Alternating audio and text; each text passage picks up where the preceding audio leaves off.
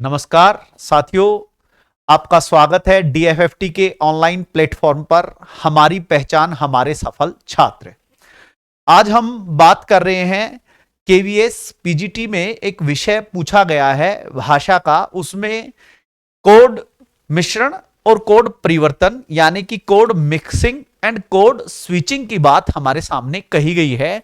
यानी कि केवीएस में पीजीटी हिंदी विषय पर यह बात कही गई है और भाषा में बात कर रहा है, तो इसका मतलब यह है कि हमें भाषाई दृष्टि से इस बात का पता होना चाहिए। तो क्यों ना आज हम इस कोड मिक्सिंग और कोड स्विचिंग पर ही बड़ी सी चर्चा कर रहे हैं और आप सब इसके लिए तैयार हों।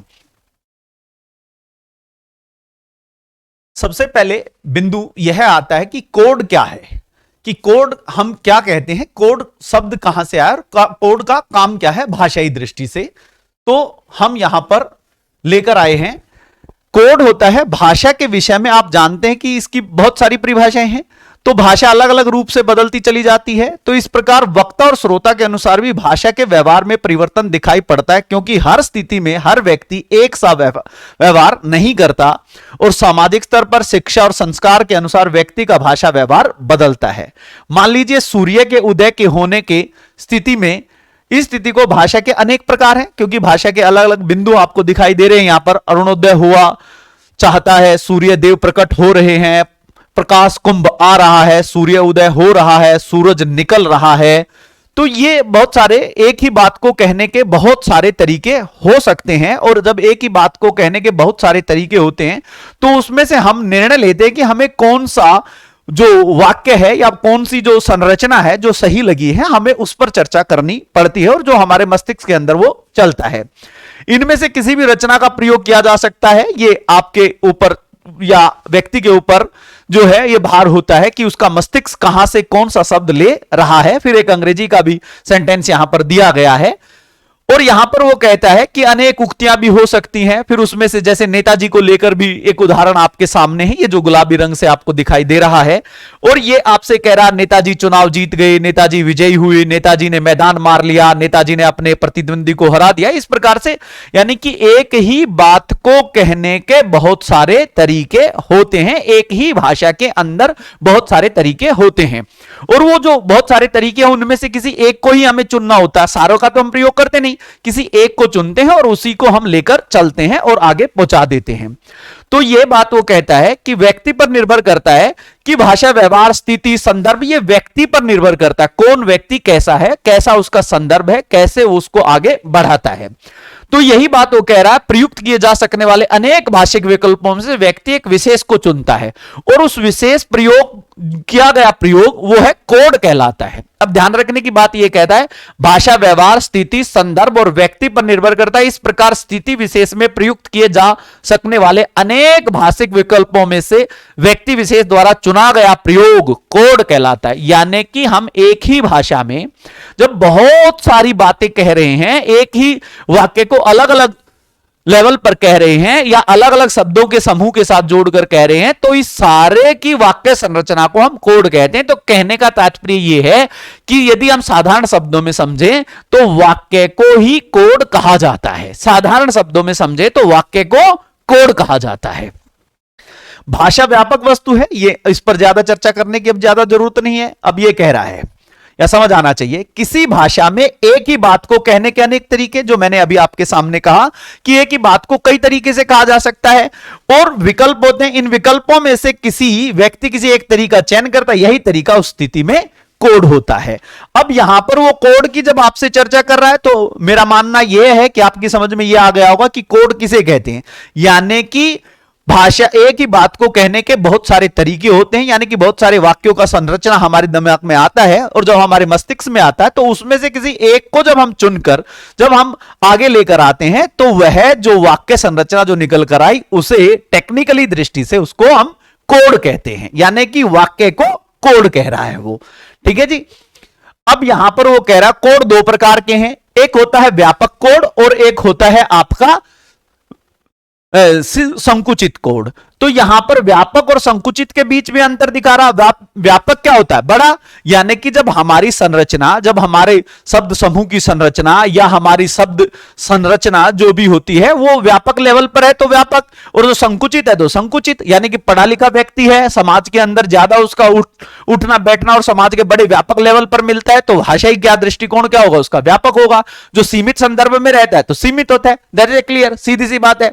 तो यहां पर उसने समझा दिया, विस्तृत कोड में सूक्ष्म विचारों को व्यक्त कर सकने की क्षमता होती है। जब बड़ा कोई होता है तो छोटा कर सकता है, लेकिन छोटा बड़ा करने में बड़ा टाइम लगता है।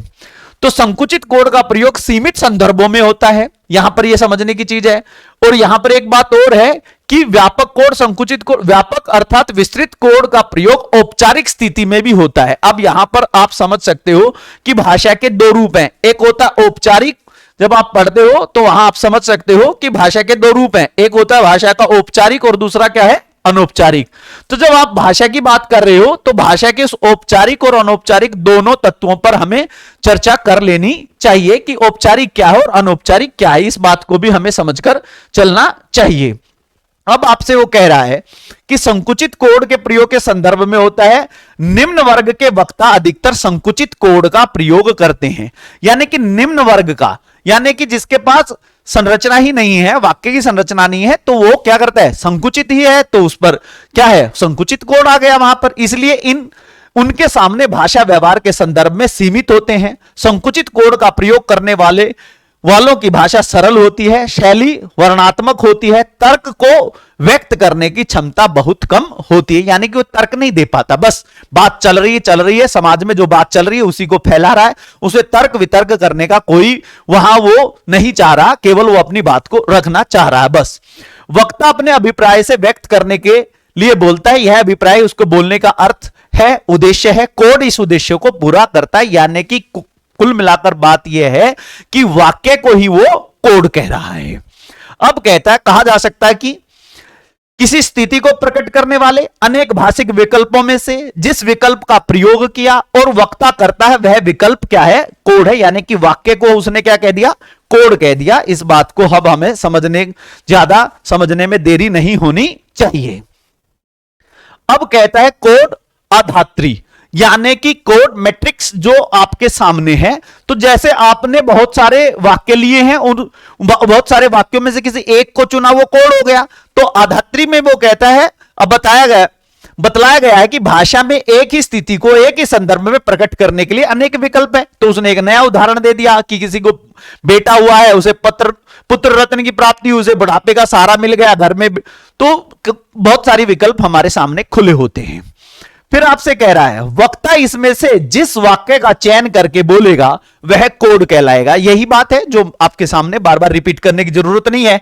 इस स्थिति में प्रयुक्त हो सकने वाले इन सब वाक्यों का समूह या समुच्चय कोड अधात्री कहा जाएगा। यानी कि पूरा जो ग्राफ बना, ये पूरे इतने सारे वाक्य आए, उसको कोड अधात्री कहा है उसने। बस टेक्निकली चीज है, यानी कि वाक्यों का जो बहुत सारे वाक्य जो निकल कर आए हैं उनको उसने कोड जो है आधात्री कह दिया। बस इतनी सी बात थी, इसमें कुछ ज्यादा मशक्कत करने की जरूरत नहीं है।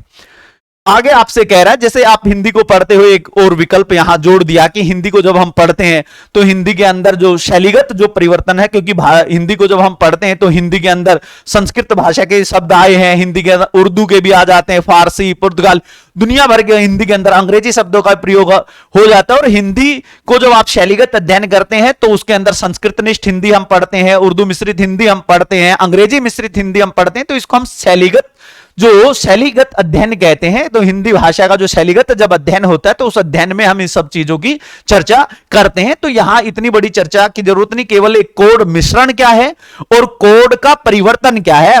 तो कोड मिक्सचर उसने कहा है और कोड स्विचिंग उसने कहा है। तो पहली बात तो हमें यह समझना पड़ेगा कि कोड क्या है। तो अब हमें समझ में आ गया, कोड यानी कि वाक्य, यानी कि बहुत सारे एक ही बात को कहने के बहुत सारे तरीके, लेकिन उसमें से किसी एक को चुन लेना और एक को चुन लेना तो वो हमारा क्या है, कोड है, यानी कि वाक्य वो कोड है। अब इसके अंदर जो वाक्य के अंदर कोई अलग भाषा का शब्द जब आ जाता है तो इकाई वहां वो प्रयोग करेगा, तो इकाई को वो कहता है, तो इकाई उसके उस वाक्य के अंदर वो किसी अन्य भाषा का जो शब्द घुसता है उसको इकाई कहता है, और जो इकाई उसके अंदर मिल जाती है तो उसको कोड मिक्सिंग कह रहा है। बस इतनी सी बात समझनी है। अब ये कहता है कोड मिश्रण, तो यही बात वो कह रहा है। हिंदी भाषी, ये सीधा सा हिंदी भाषी मानक हिंदी बोलते बोलते बोलियों का प्रयोग करते भी सुने जाते हैं। इस प्रकार जब एक भाषा के कोड से दूसरी भाषा की इकाई का प्रयोग होता है तो इस प्रक्रिया को कोड मिश्रण कहा जाता है। यानी कि आप हिंदी का कोई वाक्य बोल रहे थे और हिंदी का वाक्य बोलते बोलते उस वाक्य के अंदर आपके पास कोई अन्य भाषा का शब्द आ गया, और जो एक शब्द आया उसको उसने कह दिया इकाई, और जो वो अन्य भाषा का शब्द आ गया और वह उसी वाक्य में चला गया और वाक्य का सही प्रयोग हो रहा है, तो वो जब सही प्रयोग हो गया और वाक्य सही आपकी समझ भी आ गया तो उसने कोड मिश्रण कह दिया, कोड मिक्सिंग कह दिया। बस, यानी कि वाक्य में किसी अन्य भाषा के शब्द का आ जाना और आकर बैठ जाना और उसका प्रयोग हो जाना तो कोड मिक्सिंग है। बस इतना से कह रहा है। और उस एक शब्द को या दो शब्द को, तीन शब्द को आ जाते हैं वो, उनको वो इकाई कह रहा है। बस इतनी सी बात है। और इसने इसका उदाहरण भी आपके सामने रखा, यार मार्च आ गया अब तक रिजल्ट नहीं निकला, इतना लेट तो कभी नहीं हुआ। तो यहां पर उसने एक बात कह दी कि या मार्च शब्द दे रहा है, रिजल्ट कह रहा है और लेट कह रहा है, तीन शब्द आपके सामने आ गया। तो हिंदी भाषा की व्याकरणिक व्यवस्था के यानी कि संवाद के अंदर विश्वविद्यालय या विद्यालय जो भी है उसके रिजल्ट यानी परीक्षा परिणाम की बात हो रही है, और वहां पर वो कह रहा है अतः सहज रूप से अंग्रेजी भाषा की इकाई का प्रयोग हिंदी भाषा के वाक्यों में कर रहे हैं। यानी कि हिंदी भाषा के जो शब्दों का प्रयोग वहां पर बहुत तेजी, हिंदी का जो वाक्य की संरचना है उसके अंदर उसने अंग्रेजी के शब्द डाल दिए, यानी कि इकाई के रूप में, इकाई कह रहा है उसको, टेक्निकली इकाई कह रहा है। इकाई का प्रयोग हिंदी भाषा के वाक्य में कर रहे हैं। ध्यान देने की बात यह कि वाक्य संरचना हिंदी भाषा की और व्याकरण व्यवस्था के अनुसार है, क्योंकि वो हिंदी का वाक्य है और उसके अंदर वो जो शब्द फंसाए उसने अंग्रेजी के फंसाए हैं। इस प्रकार प्रयोग कोड मिश्रण कहलाता है। तो ये कोड मिश्रण हो गया आपकी समझ में। फिर मैं दोबारा आपको दिखा देता हूं इसी उदाहरण को। मार्च आ गया है अब तक रिजल्ट नहीं निकला, इतने लेट तो कभी नहीं हुआ। तो यहां पर जो है वो मार्च, रिजल्ट, लेट, यानी कि अंग्रेजी के जो शब्द फंसाए उसने, उसको वो इकाई को कह रहा है। वाक्य में जो शब्द अलग भाषा, अंग्रेजी भाषा का है, उसको उसने इकाई कह दिया, और इकाई कह दिया तो वो अब हमारी समझ में आ गया। वो इकाई जो है उस वाक्य में जब आ गई है तो उसको उसने कोड मिश्रण कह दिया है, यानी कि कोड मिक्सिंग हो गया है। समझ आ गया होगा, मैं मानकर ये चलता हूं आपकी समझ में अब कोड भी आया होगा और कोड का मिश्रण भी आया होगा, कोड मिक्सिंग भी आया होगा। आगे आपसे वो कह रहा है कोड मिश्रण में जिस भाषा के कोड में दूसरी भाषा के इकाइयों का मिश्रण होता है उसकी व्याकरणिक व्यवस्था पर कोई प्रभाव नहीं पड़ता, क्योंकि वो वहां पर इकाई के रूप में आया है तो व्याकरण की संरचना को नहीं बदलेगा।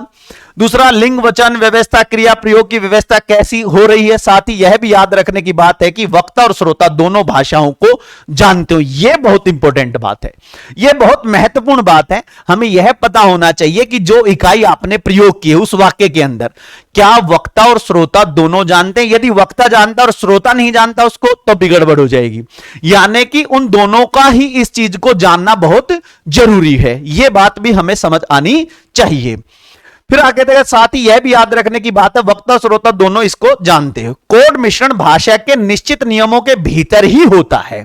नियमों को तोड़कर किया गया मिश्रण हास्यपद हो जाता है, यानी कि जहां आपने नियम तोड़ा वहां हास्यपद हो जाएगा। ध्यान रखना, मिश्रण अपनी बोली से एक बोली से दूसरी बोली का भी कर देता है। कई बार वो हमारी बोलियों के शब्दों को भी ले लेता है, हमारी भाषा में चला जाता है। तो उसने ब्रज का एक उदाहरण यहां पर रखा, जे का हेरो है तो में कल्चर नाम की चीज नहीं है। ब्रज भाषा का एक यहां पर उदाहरण रखा, तो कल्चर शब्द अंग्रेजी का इकाई के रूप में आ गया, तो वहां उसने उदाहरण दिखा। तो कोड मिश्रण में एक भाषा की शैली में दूसरी भाषा के भाषाई कोश के शब्द रूपों का मिश्रण होता है। इसने 4 बिंदु यहां पर आपके सामने। कोड मिश्रण के कारण भी बहुत सारे हो सकते हैं, तो यहां मैं इतनी लंबी चर्चा आपके साथ नहीं कर रहा। अब यहां सीधा आपके साथ कोड परिवर्तन, यानी कि code mixing and code switching. Mixing हो गया है, अब कोड स्विचिंग। तो परिवर्तन क्या है?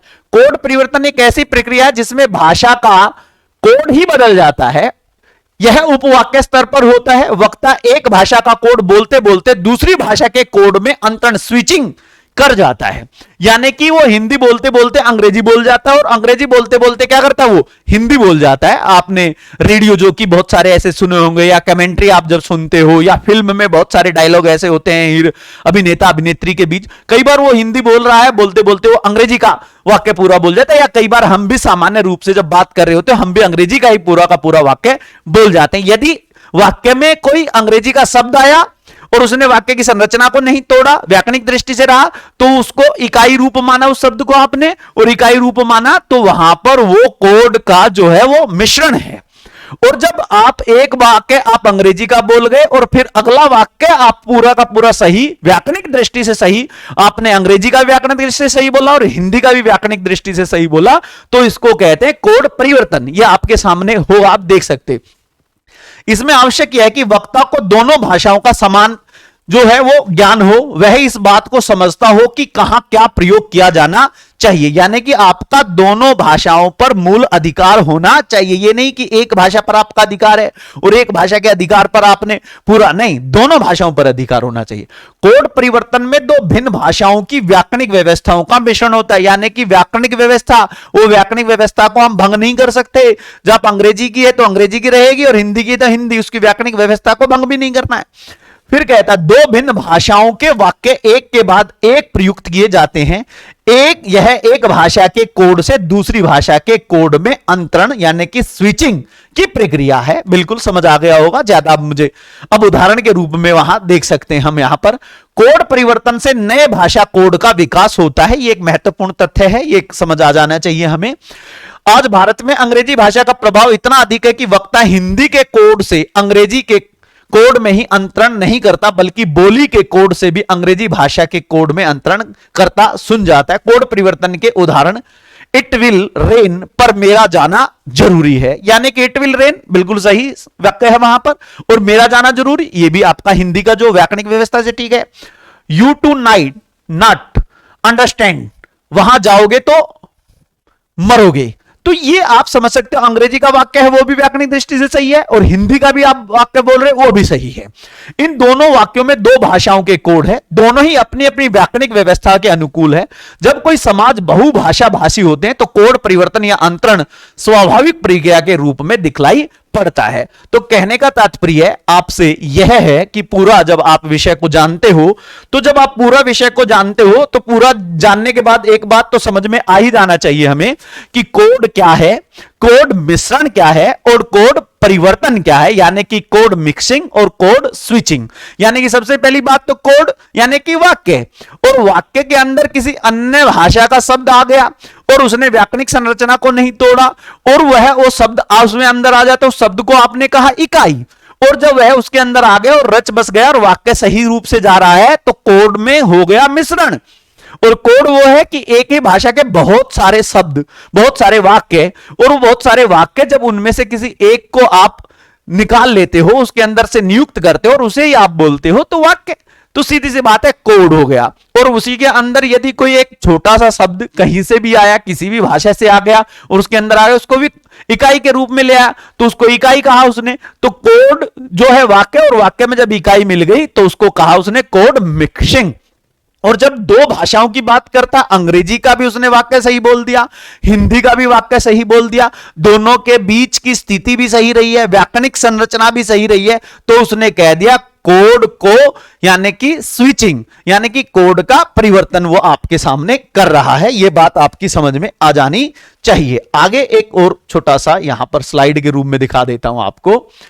फिर आगे कोड मिश्रण और कोड परिवर्तन में अंतर क्या है यह भी हमें पता होना, छोटा सा 4-5 बिंदु है, यह हमें समझ आ जाना चाहिए।